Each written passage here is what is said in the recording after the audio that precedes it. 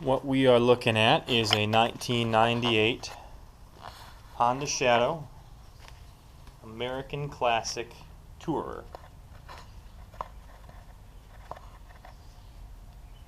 I've had this bike for about 2 months, and I'm just not satisfied with the sound. Vance & Hines pipes for this are about $500. There are various slip-on mufflers, but they're extremely difficult to find. And really, I don't think there's any set of pipes that look quite as good as the stock dual exhaust on this bike. So what I've decided to do is a little modification to the end of the exhaust. Give this bike a little better sound. We'll be taking out that right there, which is a resonator, I guess. That's what they call it. I'm not exactly sure what it does, but it sure doesn't resonate very much. It's a bit of a silencer. But first, we're going to have to get those bags off in order to get this tip off to cut that resonator. So let's go ahead and start that.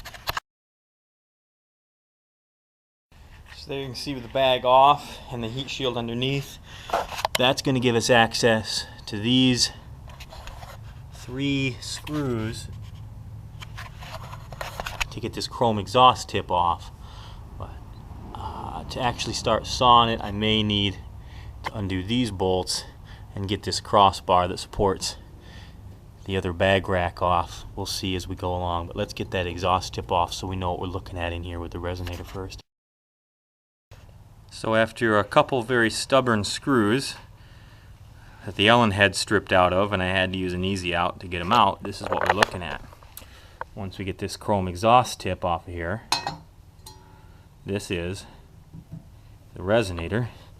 And what I'm going to do is use a hacksaw to cut in front of these bolt holes straight down and just cut this right off, leaving one big pipe minus the resonator.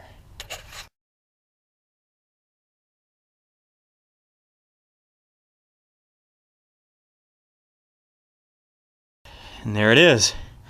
One resonator removed. There you go. Much throatier. I have done the other pipe now, by the way. So that's both of them. And I have to say that's a massive improvement. Let's get her up, put it back together, and get her out on the road and do a couple flybys.